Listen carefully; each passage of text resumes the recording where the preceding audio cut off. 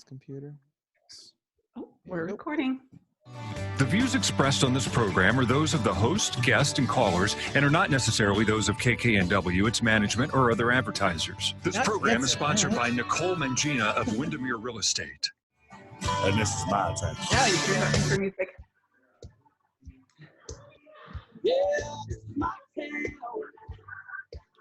And you can kind of hear it. That's what they play on the radio.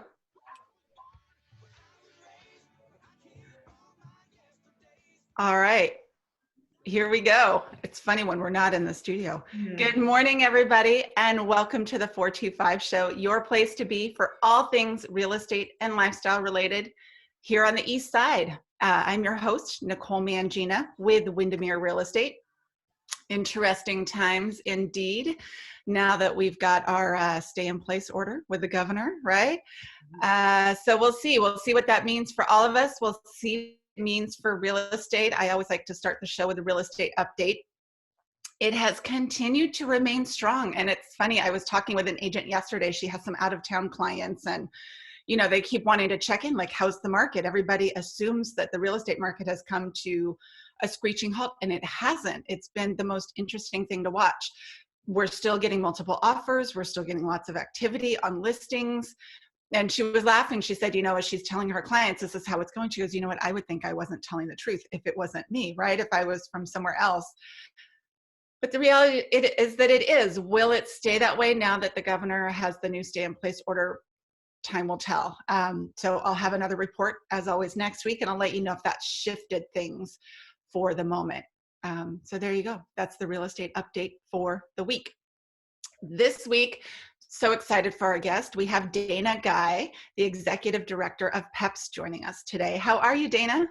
I'm good. Thank you so much for having me, Nicole. Yeah, thanks for being here. I think I've been excited to have you on the show for a long time because I am such a believer in this organization and what you do. And I think it's now more important than ever. So I think this is perfect timing that we are talking today. Mm-hmm. So tell us a little bit about what PEPS is and the role that you guys play. Sure. So PEPS is a nonprofit organization that has been we were founded in Seattle and have been in the area for 37 years. And our mission is to connect families to strengthen to connect parents to strengthen families and build community. And we really do that by bringing brand new parents together in neighborhood-based support groups. So when parents have a new baby, we connect them with others who are in a similar situation in their neighborhood, and we have these amazing volunteer group leaders who facilitate these groups and make it really easy for parents to connect with other folks that are going through similar experiences. We really know that new parents are very vulnerable to social isolation, to postpartum mood and anxiety disorders. There's so many changes that are happening in that transition to parenthood. And so PEPS is bringing parents together and really normalizing that experience, and also just making space for parents to talk about the things that are going really great and also those really, really hard things. We do at every single meeting, parents talk about the highs and the lows of their week. And that's something that we do in my family, sometimes around the dinner table, and just really like making room for lots of good conversation and for folks to be heard for the experiences that they're having. I love that. I mean, that's important in all stages of life, but especially when you have your newborn. Because I still remember, you know, coming home from the hospital, I'm like, okay, if I can figure out how to not sleep for the next 30 days, it'll be okay. Because you just, everything, it's so new, you don't know.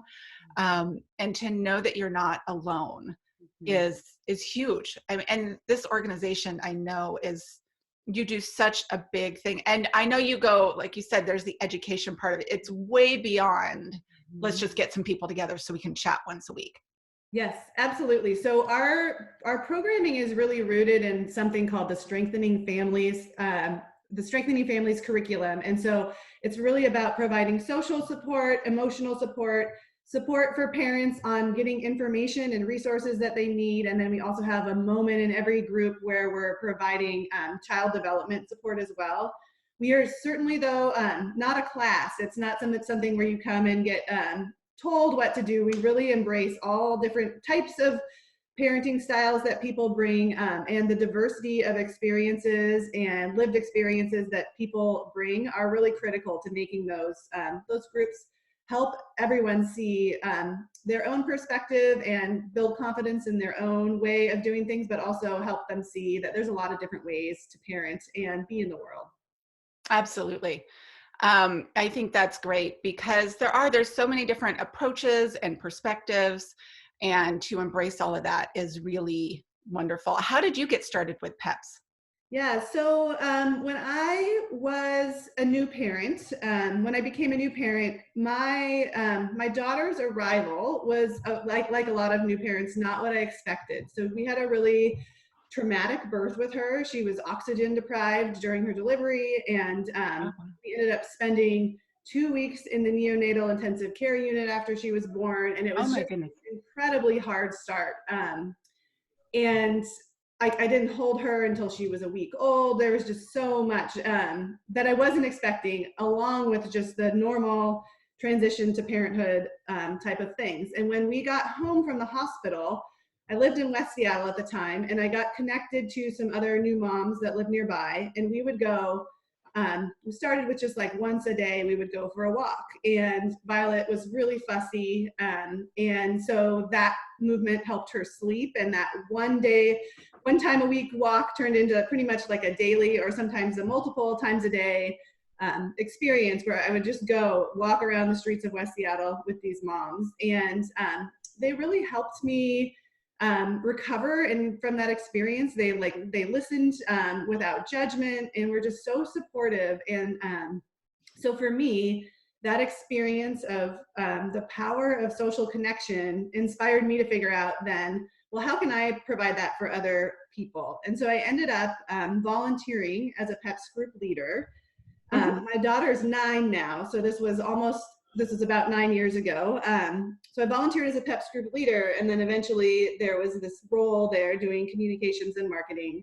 And so I started just over 8 years ago doing communications and marketing about 25 hours a week, and have worked my way through a lot of different roles at the organization. Really have learned the nonprofit model on the job, and now just became actually the executive director in October. That's great. Yeah. I love your personal story too about what a difference it made to connect with other moms. I think that's so important now more than ever, right? Because it is, I mean, you're definitely prone to isolation when you've got a newborn. And even now, when you guys have switched to some virtual things to kind of keep that going and keep that connection going for everybody. Yeah, so we have obviously been following this, everything that was happening with coronavirus really closely, because of just being really primarily concerned about the health and well-being of our families and our community. And so on March 4th, King County Public Health put out sort of more stringent recommendations around social distancing for groups that matter more. So on that day, we ended up making the really hard decision to stop doing our groups in person, and actually just right away moved to doing all of our groups virtually. So that was a big shift. We have invested a lot of energy and effort into technology. So the good news is that our staff is really well set up to work remotely, and then but this was really an issue of training our group leaders to do this and just kind of figuring out what needs to be adapted. Our meetings are most typically 2 hours, and they start with highs and lows, and then we'll go into, there's time for social time, and usually food is shared, and then we always cover a different topic at every meeting. And so some of those formats are changing. And we had groups that were already running, so groups where the parents all already knew each other, where we were doing this, and then more recently have shifted into starting groups where they're really like going remote from the beginning. Sure. I just have to say I've been really impressed with the way our staff have embraced this. The group leaders, these volunteers are really still, despite having kids home from school or whatever the hardship that everybody is facing, these volunteers still really want to connect parents. And we're hearing from the parents that, well, of course we would all prefer to be doing this in person, that it's really, it's working for helping them have a space to talk about everything that's happening with a new baby, and then all of the other issues facing our community right now. Having that space to do that is really critical. So we'll be continuing to do that and learn as we go and adapt. The other thing that was a super big challenge for us is that we had our biggest fundraising event of the year scheduled on March 10th. And so that was, and this is really, this is something that's impacting a lot of nonprofits right now. Sure. So we had to made the decision to cancel that. We had 550 people coming, and really we're just in the final stages of getting ready for that. And so that was another area where we pivoted and we did a sort of a virtual campaign. And, you know, it's harder to like bring forth that inspiration and excitement that happens when we're all in a room together. But again, I was just really impressed by the way that people showed up for PEPS and for parents in our community. And we're still, you know, we still have some work to do to get to our goal. But yeah, it's just another one of the many challenges folks in our community are facing. There's a lot of nonprofits that have fundraisers in the spring that they had to cancel. Yeah, this is kind of peak fundraising time right now. Yeah. Yeah, if somebody's out there, if they're a new parent or about to be a new parent and they wanted to get involved with this, how do they find a group? How do they get connected with PEPS? So yeah, the best way to do that is to go to our website, which is at www.peps.org. And then on that homepage there is a link to find a group, and you can look there and select the neighborhood or area that you live in, and then it will show all of the upcoming group options there, and that's where you register. We have a program fee, and it's a flexible pricing model, so folks can basically choose what works for them. Again, we're nonprofit, so that's part of how we stay afloat. And so we appreciate when we can provide an opportunity for people to give what they can in that way. And then ultimately you get connected with your group leader, who sort of facilitates the group connecting with each other and your first meeting. And like I said, right now that's mostly being done via technology like Zoom and Google Hangouts and all of these amazing tools that we have out there. I think it's great that the tools are out there and that you're utilizing them. I think it's so important. And you have groups that go through a couple different phases, from like super newborn, I just had a baby, to, you know, kind of rolls through a little bit, correct? We do. So we have our newborn groups, which is really where we do the most of our groups, which is for babies that are 0 to 4 months old. And so parents sign up for those. Those are neighborhood-based groups. And then we also have a program for called Baby Peppers, which is for parents who have babies that are 5 to 12 months old. Those are typically held in community sites, whereas a lot of our newborn groups are rotated between people's homes. And we have some newborn groups that are also offered at community-based sites if that works better for folks. We have a program called Little Peppers, which is for parents with two young little ones, 3 and under. And then we also have a program called Second Time Around, which is sort of like a newborn group, but for parents who are going through that for the second time. Oh, I think that's great. Yeah, and actually we just in this last year approved a new strategic direction, and that's really embracing innovation and advocacy and equity work. And one of the things we're doing as part of that sort of innovation goal is expanding the scope of parenting stage that we're serving. And so what we're actually starting with there is creating a program for parents of adolescents and teens. And I love it. That is something that we have heard for a long time from parents in our community, that there's a real need for, that it's a time, again, where children are going through rapid brain development, they're separating from parents, and taking risks, and all of these things I think we often hear are really isolating and hard for parents again. So we're really excited about that work, and we have a plan to sort of do focus groups and do more learning about what exactly we should be focusing on there. And then we'll be doing curriculum development and hoping to launch some pilot groups there early in 2021. That's awesome. That makes perfect sense. And it's, you know, I think would be a natural evolution for you guys at PEPS, the one thing I know is you guys do a phenomenal job of creating community and bonding people together. I have so many girlfriends that their kids are teenagers and they still get together with their PEPS groups on a regular basis because that bond is so tight, especially when you go through something like that together. And I think it's great. It's a perfect symbol for what you guys do and how important it is. Yeah, we hear that story. We hear similar stories a lot of groups that continue in some way, shape, or form, and not every group does. And even if they don't, those 12 weeks that we're getting them out of the house and out of isolation, we know are really critical. Of course, that is incredibly important when folks build community that they can count on. There are so many people who live here who really don't have, they don't have family around. And really, I have heard so many stories of, for example, when a family has their second child, where does baby go? Where does their first child go when they go to the hospital? And I'll often hear that, it's somebody in their PEPS group who steps up and helps them during that time. One of the stories that I always gives me chills to think about is there was a mom in a PEPS group who was suffering from sleep deprivation, and it wasn't like your normal sleep deprivation. It was just, on top of baby waking him up, insomnia and anxiety and some other just challenges that were happening. And she went to her PEPS group meeting and, knocked on the door, and the person opened the door, and she just burst into tears and was kind of talking about what they were experiencing. And the other mom in the group just took her baby from her and led her upstairs, and they just tucked her into bed so that she could get some rest.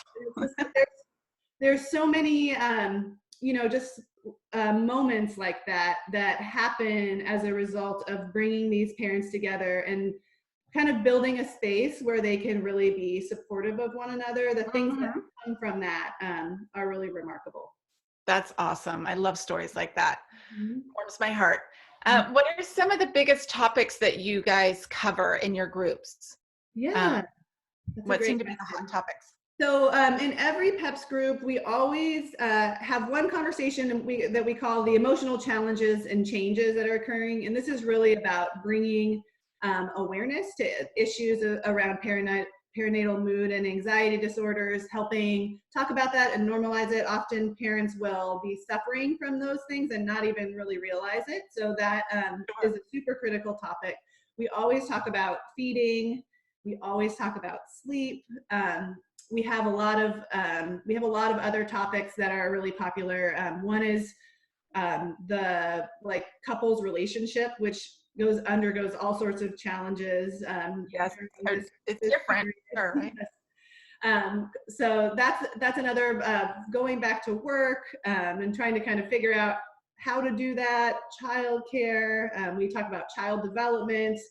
And really there's I think we have about 45 topics that parents can sort of in the groups indicate what's their interest in talking about them. And we sort of use that to help the leader figure out where to take the group and when to talk about those things. We have an incredible army of volunteer guest speakers who our leaders can lean on to bring in to talk about a specific topic. So a group that I led last summer in Kirkland, we had somebody come and talk to us about that couples relationship topic and kind of come up with some tips on just how to communicate during this really challenging time. And it was funny because I have a 9-year-old and a 6-year-old, and I was leading this group, but I learned some really great tools also from this around having a family meeting every week and talking to helping your kids and your partner sort of see many of those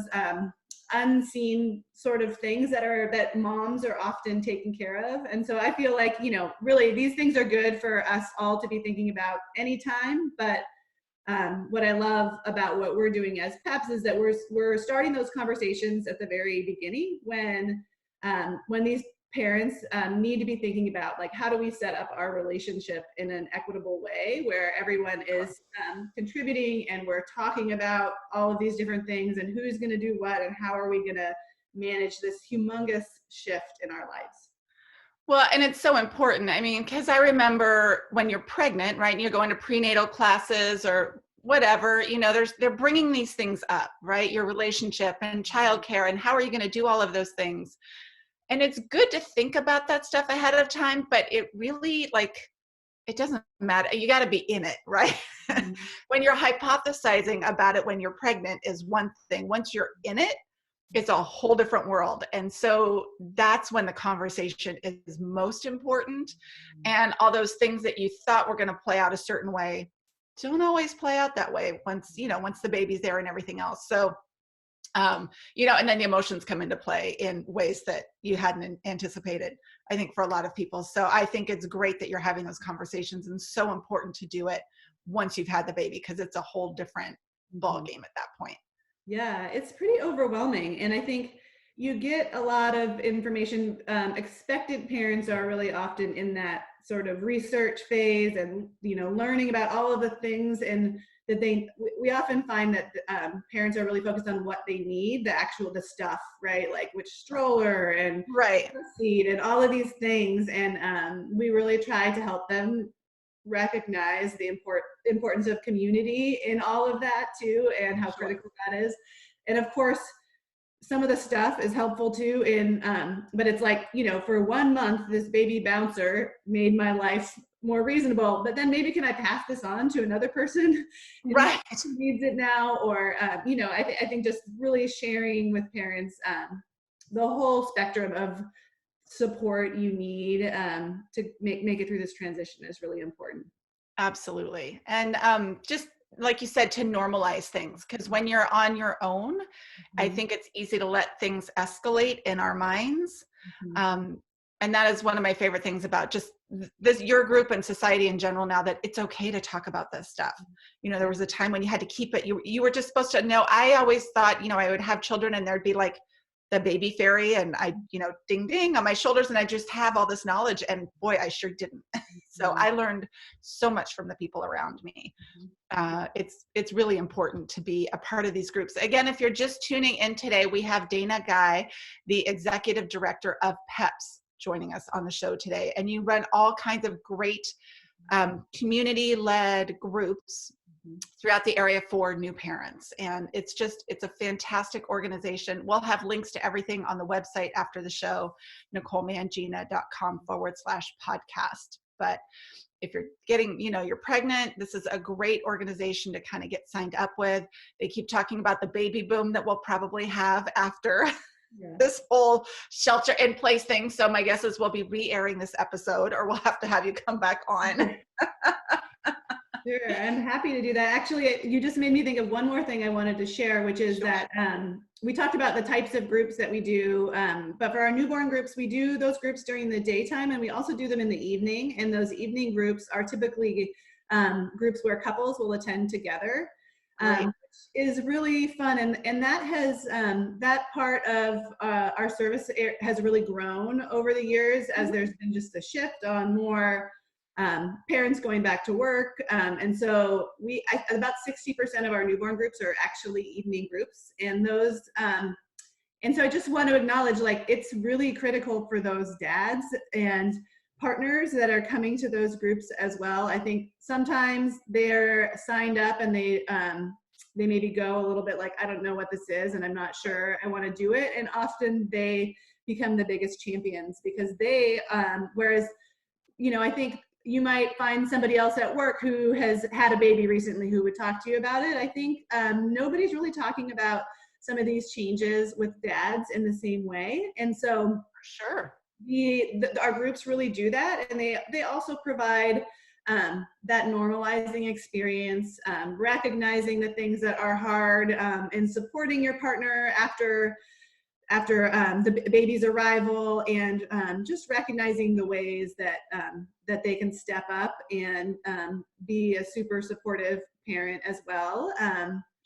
And I think those groups also tend to be there in the evening, and they tend to be really social, and often turn into we'll have dinner as part of this, and then maybe it becomes a summer tradition, like a camping trip or a Halloween party. And so there's lots of really fun things that happen, especially would say that with my group of moms that I met, we do all sorts of things. And I don't live in West Seattle anymore. I live in Kirkland now, but my daughter really just knows those babies from that time in kind of a different way than her friends that are from school too, which is really, it's cool to see the impact on the kids and just how they know each other so well. And it's a pretty sweet relationship. That's awesome. Yeah. And I love that you have the couples groups too. I think that speaks to parenting has become more of a team effort now as well. Yeah, so. Absolutely. Big shifts happening there that I think are really, really critical for everybody to be able to make this work. But especially I think for women who are trying to have a more equal footing in their marriage. And I think that's really important. I think that's great. That's awesome. Anything else people should know about PEPS? Yes. One more thing I think that I would love for people to be thinking about, if you did PEPS, and even if you didn't and are just someone in the community who wants to work to provide the support for other people, we're always looking for group leaders. Our volunteers lead our groups. You don't have to be a parent to do that. We provide an amazing training and then a curriculum that you can use that has topic guides for facilitating these meetings with new parents. If there's people out there that right now are trapped inside and are looking for something, a way to connect people and to give back, this is an amazing way that you can do it, and we can provide you the tools to do that. So that's just something I'd really encourage people to consider. There's information about volunteering on our website as well at www.peps.org. That is awesome. Thank you so much, Dana, for coming on the show today. I really appreciate it. The PEPS organization is just something I think is so great. And I love your story too about how you got connected with it and the difference it made for you as well. So Thank you. Enjoy the rest of your week. Stay home, wash your hands. I don't know. Finally, our kids are washing their hands. Maybe. Wash your hands. Don't touch your face. That's usually what I tell my boys. Exactly. Yeah, you gotta do it. Gotta do it. Awesome. Thanks so much, everybody. We'll see you next week. Take care. Bye. Cool, ladies. All clear. Awesome. Thanks, Benny. You're welcome. Have a good rest of your day. All right, you too. Thanks, Bye. Dana. Thanks. Bye.